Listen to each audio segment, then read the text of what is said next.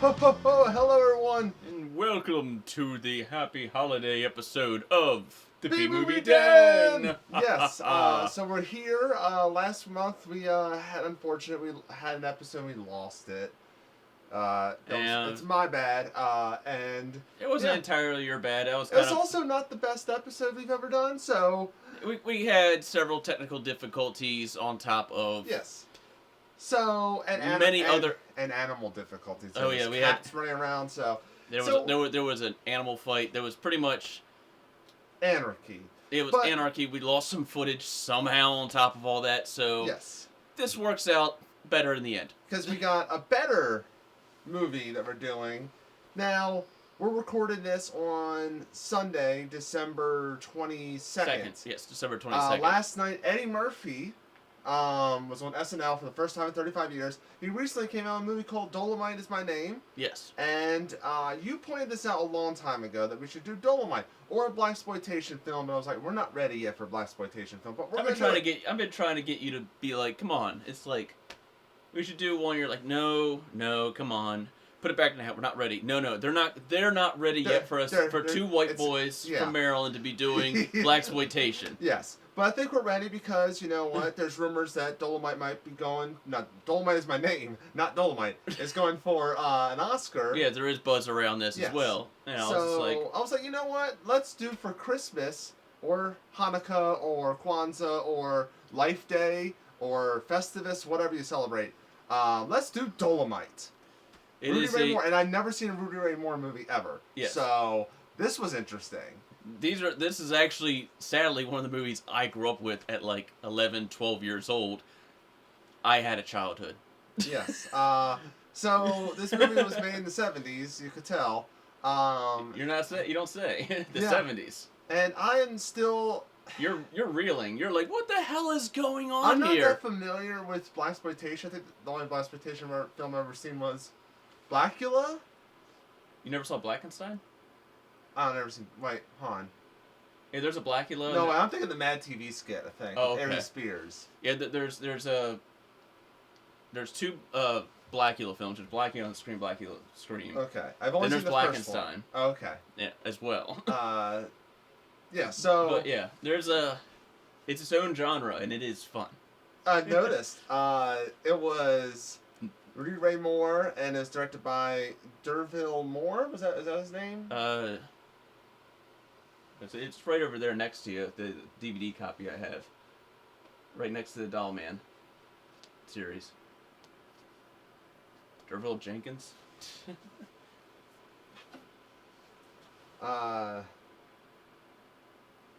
Derville Martin. Martin. Yeah, Derville Martin. I was running the first name. And you've seen Dolemite Is My Name. I have not seen it, so we're not going to talk about it because I don't want to be spoiled on it. But I've also seen like behind the scenes footage of this because when I picked that one up 7 or 8 years ago, when I picked up the DVD of it, I watched a special behind the scenes and also, interviews with we have to point out Ray Moore too. Before we delve into this, we have to point out we watched the Vinegar Syndrome Blu-ray edition. Yes. Which you point out, and it's obvious they've cut out a scene after the fight scene with Willie Green and Dolemite. They definitely cut out something, and it's pretty obvious they cut it out. I guess George Lucas got a hold of this and like, we have a Dolemite special edition. Don't worry, you're not. It's McClunky. Like, you're gonna have to despecialize it. Yeah, that's what happens when Willie Green, spoiler, gets killed. He says McClunky at the end. So, yes, he does actually say McClunky. Yeah, so thanks, George Lucas. You're taking our childhood from me, man. This is my childhood here. But it stars Rudy Ray Moore as Dolemite, and Dolemite gets let out of prison by the warden because Queen Bee is like, hey, the streets are bad. And hey, hold on. I'm so happy. The streets are bad, but the warden, I guess, we'll let you out. Oh, yeah. Queen Bee's a good friend of mine. Why? She's a good friend of mine. Whatever. That's all you need to know. So all you need to know, he got out of prison. How long was he in prison? I don't know. They said 2 years. 2 years? Okay. Yeah. And since then, the streets have gone bad. They've gotten worse. Willie Green bought the Dolemite Club. Willie Green is making it worse, and the government is making it worse. The damn mayor... Bloomberg, no, that's the current mayor of New York. I don't know what the mayor in this Mayor White Boy got it Mayor worse. Dan DeVito. He definitely had the Danny DeVito ass. Yes. There's a lot of ass in this. I was not expecting so much nudity in this. I should have. You were watching and going like, "Oh my titties! Oh my more titties! Oh my!" More than that. When he walks into the club and there's these two women massaging like a fat white guy's ass, I'm like, "Oh my!" And meanwhile, I'm telling you, it's like, and this is actually pretty tame in compared to a lot of blaxploitation films. You're like, really? I'm like, yes. This is actually a good one to start on. B-movie Den maybe do more blaxploitation when it comes to the new year. But yeah, it's a fun one. It's a good one to introduce yourself to. There's no plot. There's a plot. There's a thin plot. Let's just say it's not as thin as Rudy Ray Moore. But let's be honest, he was about 50 when he did this. Also, there's that great scene with him and Pinky in the bed, and that was the most. She was trying to pull herself up with his body, and then it just cut to like after sex. I guess that's a sex scene, and you're just like, cool. And you're the best man I was ever with. I'm like, it was instantaneous, baby. Yeah. Also, I love how spoilers. All these movies, all these shows with spoilers. The B-movie spoiler den. But I like how like when she dies, they never talk to tell Dolemite, oh, your girl died, got choked out by the mayor or whatever, and he was like. I mean, there are obvious bad takes. We gotta talk about another great take of the FBI agent, the secret FBI agent. What's he say? Oh, he was going on and on about like, it's like, oh, I was like, don't worry, I've got a plan. I talked to the hospital administrator. Yeah, he just forgot his line. He forgot his line. Just like, fuck, administrator. This movie had a lot of silliness to it. Yeah. Motherfucker. There's a lot of that. Dolemite is my name, and fucking up motherfuckers is my game. Dolemite changes his outfit every. I think he has every scene. It's a new scene. There's the great scene of when they go see. I guess the Dolemite girls after the club got closed down from them. They decide, we're gonna be karate people. Oh yeah. And then he's like. And then they walk in, and him and Queen Bee obviously have switched hats. Oh yeah, he's wearing Queen Bee's hat, and she's wearing his hat. And he says the iconic line. Dolemite is my name and fucking up motherfuckers is my game, with the women's hat on, which I think is hysterical. Oh yeah, and she's obviously wearing his pimp hat. Yeah. So it's a movie. It is a fun movie. It's very fun. It's got a lot of action. It's got boobies. If you like boobies, especially 70s boobies that are more natural than fake. And I will say there's some parts where I'm just like, what is going on? Like all the dancers at the Dolemite club. I mean, before the big climax with Willie Green, and you're just like, why is this here? Why is this so long? You're and just then he just starts telling his stories. I'm like, what? Can we cut this down a little bit, maybe? I don't know. You don't cut down Dolemites. You know story time. Yes. When Dolemite is telling a story, you shut the fuck up and you listen. Yes. And then we have those two white cops, Mitchell and Shades. I don't know what his name was, but Mitchell with the coke under his nose for like 10 minutes, looking like Ryan McPoyle from Always Sunny. He's he has the best outfit at the end when he has red pockets. The all red pockets. What? The leather jacket. Pretty much looks like one of our buddies that would be like, well, we know if we ever remade this movie. He would be him because he just has to reach into his closet and be like, I got that outfit. We have the great climax of there's proof that Rudy Ray Moore doesn't know how to fight. There are kung fu fighters in this movie. I know kung fu isn't the proper term. There are martial art fighters in this movie. Jeez, Gary, get your lingo correct. But Rudy Ray Moore was not one of them. No. And neither was Derville Martin, and it was showed, and I was like, why are they fighting? The big climax was in the dark dressing room.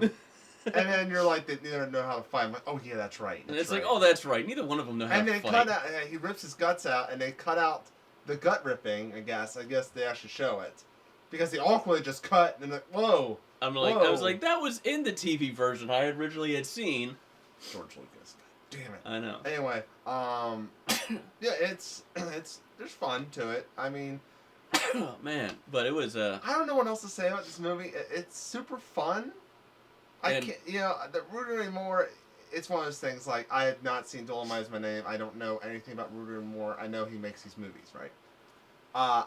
He made a bunch of comedy albums, too. I feel like he is kind of a narcissist and just wants himself on camera with all the ladies. Am I right? Am I near that idea?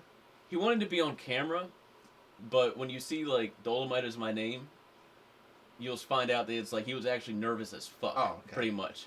A lot of the other things would be like him being with ladies was more like, it's like, you have to kind of like, you know, it's like, this is kind of what the people want. And they're these like, it's like, look at me.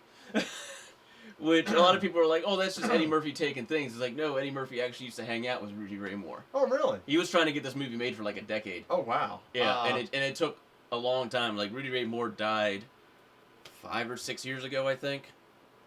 And he's been trying to get this made for years. Well, it sounds... yeah. And this is insane. Very funky. It's one of those movies that, like, I asked him, it was like, pretty much, Wade, back in, like, 74, 75, whenever this movie was being shot, would you have worked on this movie? And he was like, yes. Yes, this is the kind of movie, it feels very low budget. It feels like everyone there was having fun. Oh, definitely. Everyone was having fun on this movie. It's not a great movie. It's not. But it was a fun movie. The dialogue is pretty bad. Pretty bad. Well, the FBI... And the plot, like, it's obviously a good 40-minute plot stretched into 90 minutes. Oh, yeah. So anyway, so the FBI agent, that was actually the writer of the whole thing. He did the screenplay. Oh, with the FBI agent. Yeah. Not the 2 white police officers. Oh, no. I don't think they were the writers. Oh, no, they weren't. But, so, yeah, so he was the writer, and then D'Urville, who was Willie Green, was the director. Yeah.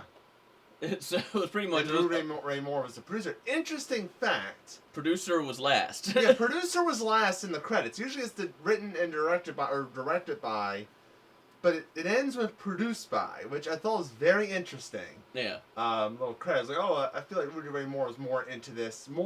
He was more of the driving force. Oh, he definitely was. And D'Urville, which you can actually see in, like, old behind-the-scenes footage and stuff. He was there every day before everybody else. But, like, the what they use, remember I said, it's like, just so you know, almost all these interior shots is the same building. When you're like, oh, look, it's the same carpet. Yeah. You're like, for, like, this scene and that scene and this scene and all that. It's because he was also living there. It was an old abandoned, like, apartment or a hotel or something like that. Here's a question. Okay, I got lost. I don't know, maybe it was in a nightclub scene, but what was the deal with the church? Oh, it's just another, like, you know, subplot. There was, and it didn't really get resolved. But I did appreciate, like, they did get me when the 2 guys pop out of the caskets. You got me. You got me on that. I was not expecting. I was like, oh. It was like, you know, Dolemite was like, you know, these 2 motherfuckers is like, I do. Oh my god. And he was like, two dead, one live, because the live casket was just full of guns. Yeah. Because, you know, the Reverend was, you know, buying and selling guns. Yes. Because everybody's a crime. Yeah. If since I don't think we've actually mentioned this, if you haven't gathered, Dolemite's a pimp. Yeah. Yeah. But he's a good pimp. Yeah. No, not a little bit. He's a pimp. He gets clothes on, and then he gets in the limo, and then, not limo, like, car. Like a town car. And they're gonna dress him. Like, oh, well, I guess just go in nude, I guess. I don't know. They start dressing him, like, once he gets out of prison at the beginning of the film.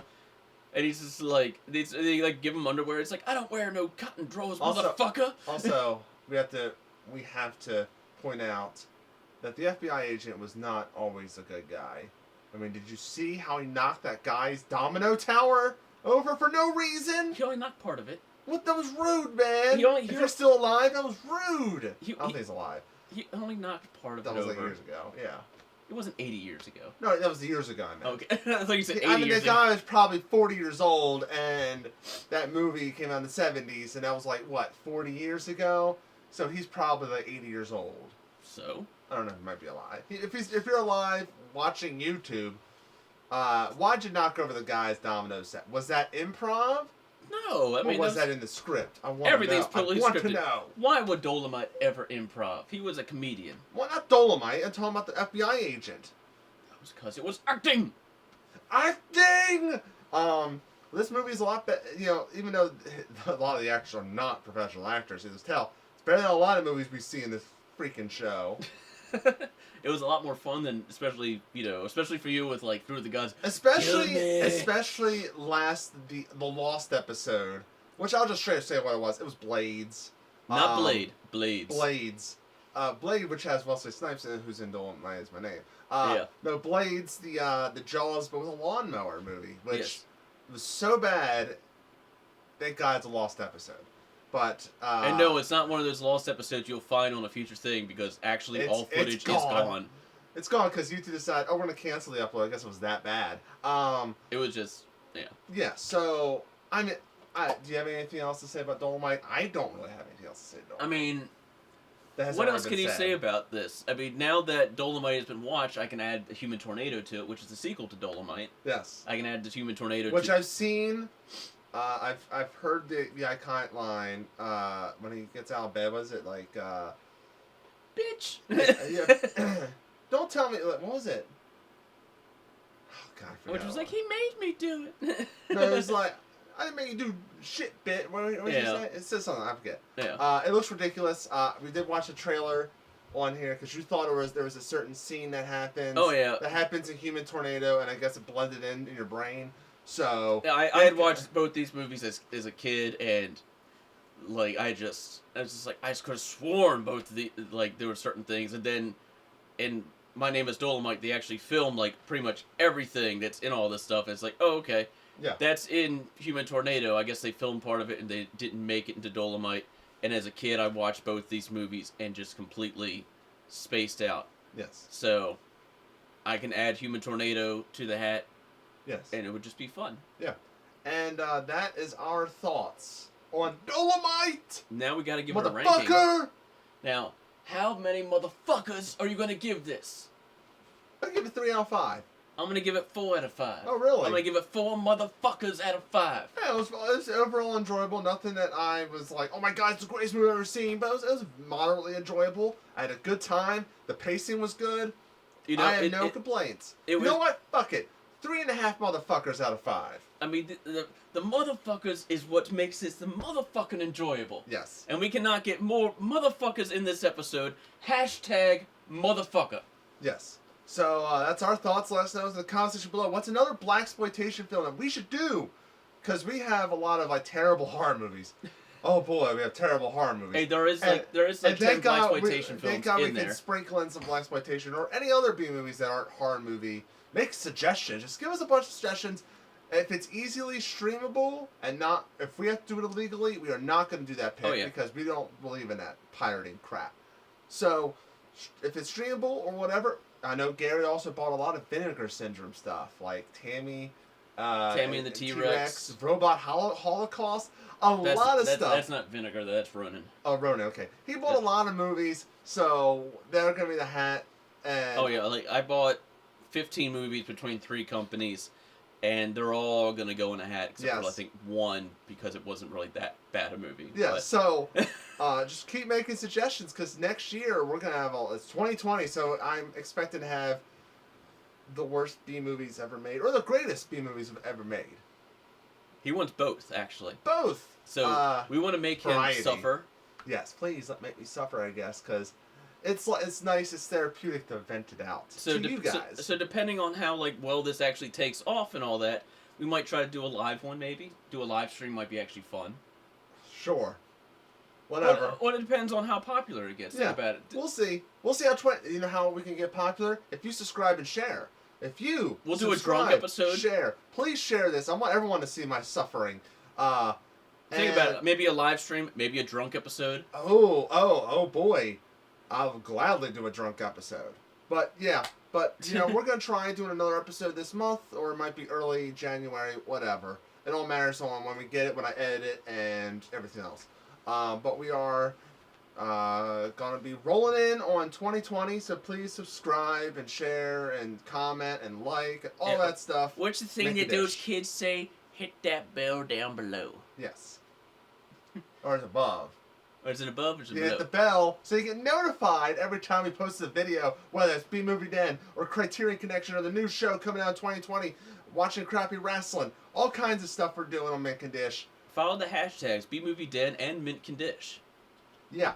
So, until next time, I'm Wade. And I'm Gary. And we will see you later, motherfucker!